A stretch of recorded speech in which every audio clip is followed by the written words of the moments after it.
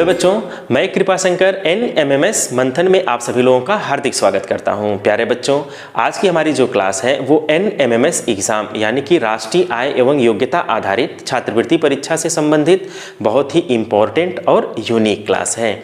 आज के क्लास की हम बात करें तो आज हम लोग सीखने वाले हैं कि अंग्रेजी वर्णमाला का क्रम यानी कि जो अल्फ़ाबेट्स हैं उसके क्रम को हम आसानी से कैसे याद करें।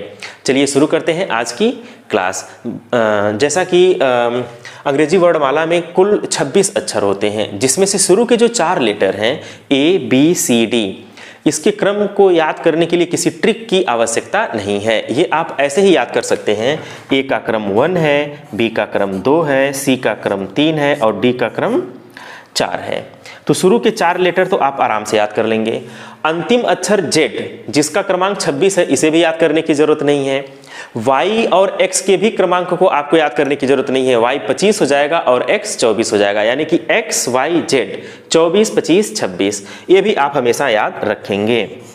24, 25 और 26। तो शुरू के 4 लेटर और अंतिम के 3 लेटर, इसके लिए किसी ट्रिक की जरूरत नहीं है। अब जो बीच के लेटर्स हैं, अगर आप इसे अच्छे से तैयार कर लेते हैं तो आप सारे लेटर्स का क्रम आप आसानी से याद कर पाएंगे। जैसे AKU 1, 11, 21, देखिए कितना आसान हो गया। AKU 1, 11, 21, यानी कि 10-10 का डिफरेंस है 1, 11 और 21 में। तो A पहले पोजीशन पे है, K 11वें पोजीशन पे है, U 21वें पोजीशन पे है। तो AKU 1, 11, 21। अब हम M और W की अगर बात करें तो आप ध्यान दें, M को अगर हम घुमा दें क्लॉकवाइज, जैसे घड़ी चलती है, तो ये देखने में 3 की तरह से लगेगा। और W को अगर हम घुमा दें एंटी क्लॉकवाइज, तो ये भी कैसे दिखेगा? ये भी 3 की तरह से दिखेगा। M चूंकि पहले आता है और W बाद में आता है, तो पहले आता है इसलिए इसका जो पोजीशन होगा वो 13 हो जाएगा। और W का पोजीशन क्या होना चाहिए? W जब बाद में आता है तो इसका पोजीशन 23 होना चाहिए। तो M का पोजीशन 13 और W का पोजीशन 23। तो यहाँ से M और W आप कभी भूलेंगे ही नहीं, क्योंकि M और W दोनों देखने में 3 की तरह से हैं। तो चूंकि M पहले आता है इसलिए 13, W बाद में आता है इसलिए 23। तो आप इस तरह से M और W आजीवन याद रखेंगे। अब H और R की हम बात करें, इन 2 लेटर की बात करें, तो आप ध्यान दें H देखने में 8 की तरह से, अगर हम इसको मिला दें तो ये कैसा दिख रहा है? देखने में 8 की तरह से हो जाएगा। तो H का पोजीशन क्या हो जाएगा? H का पोजीशन हो जाएगा 8। R कैसा है? R को भी अगर हम ऐसे मिला दें तो ये भी देखने में 8 की तरह से हो जाएगा। तो R का पोजीशन हो जाएगा 18। तो इस तरह से H और R भी आप याद कर लिए। H का पोजीशन क्या हो जाएगा? 8। R का पोजीशन क्या हो जाएगा? 18, क्योंकि दोनों देखने में 8 की तरह से हैं। अब हम अगर L और V की बात करें, L और V, ध्यान दें, L में 2 लाइन है, एक वर्टिकल लाइन है और एक हॉरिजेंटल लाइन है। तो और V में भी 2 लाइन है। तो चूंकि दोनों 2 लाइन से मिलकर के बने हैं, 2 रेखाखंड से मिलकर बने हैं, इसलिए यहाँ पे भी 2 लिख दीजिए और यहाँ भी 2 लिख दीजिए। L पहले आता है इसलिए 12, V बाद में आता है इसलिए 22। तो देखिए कितना आसानी से आप इसको भी याद कर पाए। L का पोजीशन 12 और V का पोजीशन क्या हो जाएगा? 22 हो जाएगा।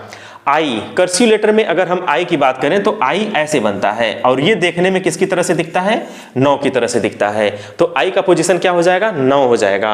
I का पोजीशन देखिए 9 है। तो I किस नंबर पे आएगा? 9वें स्थान पे आएगा।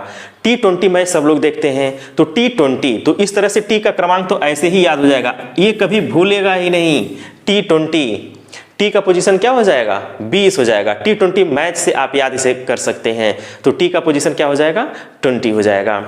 अब 5-5 लेटर्स के 5-5 लेटर को अगर हम गैप करके सारे लेटर्स को इकट्ठा कर लें, जैसे EJOTY, ई ज्योति एक वर्ड बन जाएगा। और ई ज्योति, ई का क्रमांक क्या हो जाएगा? 5, J का क्रमांक क्या हो जाएगा? 10, O का पोजीशन क्या हो जाएगा? 15, T का पोजीशन 20 होता ही है, Y का 25 होता ही है।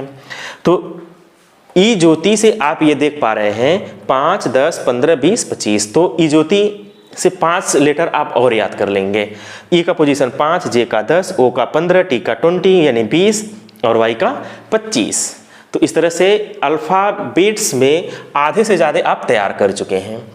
अब अगर आप आधे से ज़्यादा तैयार कर चुके हैं तो अब इसके अगल बगल के नंबर आपको ऐसे ही समझ में आ जाएंगे। जैसे T20, तो T20 होता है तो T के पहले कौन सा लेटर आता है? S आता है।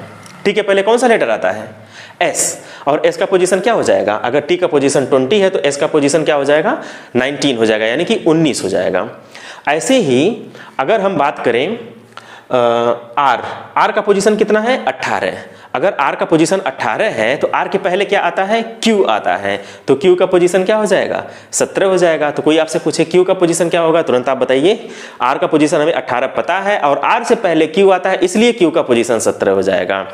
P की अगर आप बात करें, चूंकि O का पोजीशन 15 है, इजोती में O 15वें स्थान पे आ रहा है इस ट्रिक के माध्यम से, तो O का पोजीशन 15 है और O के जस्ट बाद क्या आता है? P आता है, तो P का पोजीशन क्या हो जाएगा? 16। M का पोजीशन 13 है तो N का पोजीशन 14 हो जाएगा। देखिए कितना आसान है। इस तरह से आप पूरे अल्फ़ाबेट्स के क्रम को बहुत ही इजी वे में आप तैयार कर पाएंगे। वीडियो को आप एक बार 2 बार अवश्य देखिएगा, आपको बहुत ही अच्छे ढंग से ये तैयार हो जाएगा। और उसके बाद आप इसका एक नोट्स बना लीजिए, एपिसोड वाइज नोट बनाइएगा। ये पहला एपिसोड है और पहले आप वीडियोस को खूब ध्यान से एक बार देख लीजिए, फिर दोबारा जब आप देखिए तो उसका एक नोट्स बनाते जाइए। यहाँ पे इस ट्रिक का नोट्स बना लीजिए ताकि आपको अल्फ़ाबेट्स याद रहे। बहुत सारे बच्चे कहते हैं कि सर एग्ज़ाम हॉल में जब वो एग्ज़ाम दे रहे थे तो ये भूल गया, इसका क्रम ही भूल जाता है और क्रम भूलने की वजह से वो या तो क्वेश्चन को लगाने में ज़्यादा समय ले लेते हैं या उस प्रश्न को ही वो गलत कर देते हैं। तो आपके साथ ऐसी स्थिति ना हो कि आप एग्ज़ाम हॉल में जा कर के क्वेश्चन को गलत कर दें, इसलिए पहले से ही तैयार हो जाइए, पहले से ही एक बेहतर प्लान कर लीजिए। बेस्ट स्ट्रेटजी के साथ आप एग्ज़ाम हॉल में जाइए ताकि एग्ज़ाम हॉल में क्वेश्चन ना गलत हो और सारे क्वेश्चन आप अटेम्प्ट करके आ पाएँ। और नेक्स्ट जो वीडियो है हमारी वो आएगी इसी का रिवर्स क्रम, जैसे ए का अपोजिट लेटर क्या है, बी का अपोजिट लेटर क्या है, सी का अपोजिट, यानी कि सारे के अपोजिट लेटर क्या हैं, सारे लेटर्स के। तो उस पर अगली वीडियो आएगी। तब तक के लिए आप इस वीडियो को खूब ध्यान से देखिएगा, इसका एक अच्छा नोट्स बना लीजिएगा और इंतजार करिएगा नेक्स्ट वीडियो का। और आपको अगर हमारी वीडियोज़ अच्छी लग रही हो तो आप हमारे चैनल को अवश्य सब्सक्राइब कर दीजिएगा, लाइक करते रहिएगा ताकि, और बेल आइकन को इसलिए प्रेस करते रहिए ताकि जितने भी हमारे नोटिफिकेशन हो आप तक सबसे पहले प्राप्त होता रहे। Okay, thank you.